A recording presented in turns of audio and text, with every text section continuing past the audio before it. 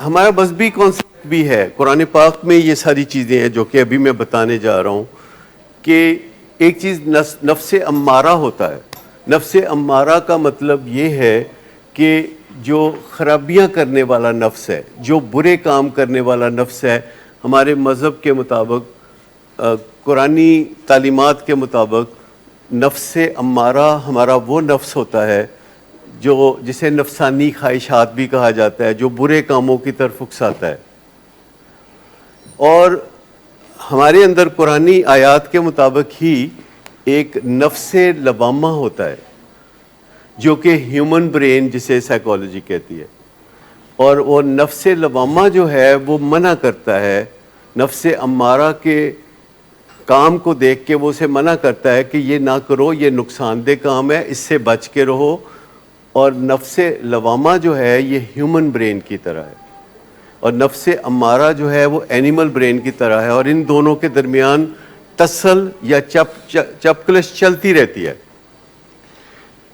اور اگر نفس لوامہ جیت جاتا ہے تو پھر قرآنی آیات کے مطابق اسے ہم نفس مطمئنہ کہتے ہیں۔ نفس مطمئنہ کہ ہیومن برین جیت گیا اور اس کی بات مانی جا رہی ہے، اور اینیمل برین ہار گیا اور وہ چپ کر کے دبک کے بیٹھ گیا اور اس کی بات منوانے کی وہ کوشش نہیں کر رہا۔ تو جو نفس لوامہ ہے جب وہ جیت جاتا ہے اور بہت مارجن سے جیت جاتا ہے تو بندہ بڑا مطمئن نظر آتا ہے، تو اس کو ہم پھر نفس مطمئنہ کہتے ہیں۔ اور یہ قرآن پاک کی آیات ہیں جن کا میں ذکر کر رہا ہوں، لب لباب بتا رہا ہوں۔ اور قرآن پاک کی ایک آیت ہے کہ جب کسی کا نفس مطمئنہ ہوتا ہے، یعنی نفس مطمئن ہو جاتا ہے، تو پھر اللہ تعالیٰ اس کو دعوت دیتا ہے کہ آؤ تم میری جنت میں آ جاؤ۔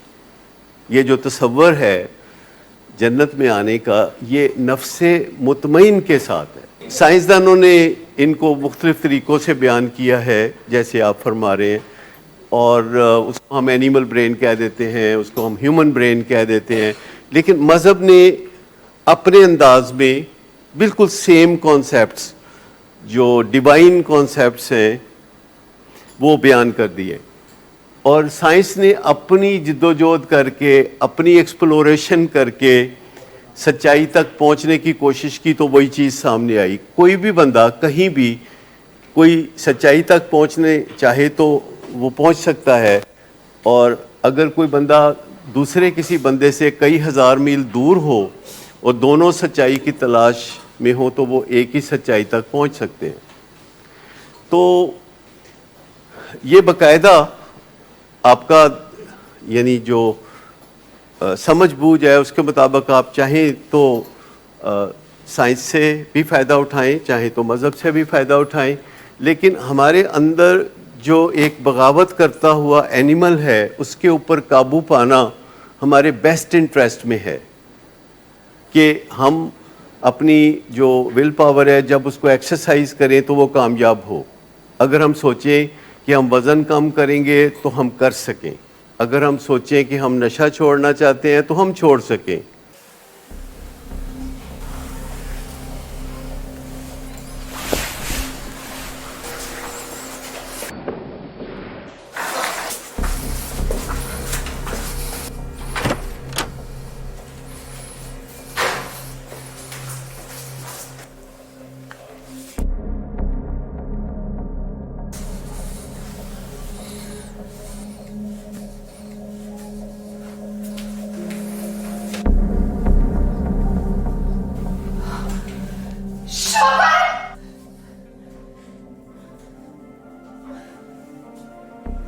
شراب نوشی کی وجہ کردار کی خرابی نہیں، موڈ کی خرابی ہے۔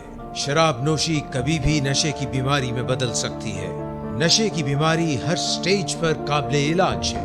مدد حاصل کیجیے، کیونکہ وہ ایسا نہیں کرے گا۔ ولنگ ویز سے مدد حاصل کیجیے، کہیں سے بھی مدد حاصل کیجیے، لیکن فوری مدد حاصل کیجیے۔ جس معجزے کے انتظار میں آپ نے بہت دیر کر دی، اب وہ دستک دے رہا ہے۔ مدد حاصل کیجیے، مدد حاصل کیجیے، مدد حاصل کیجیے۔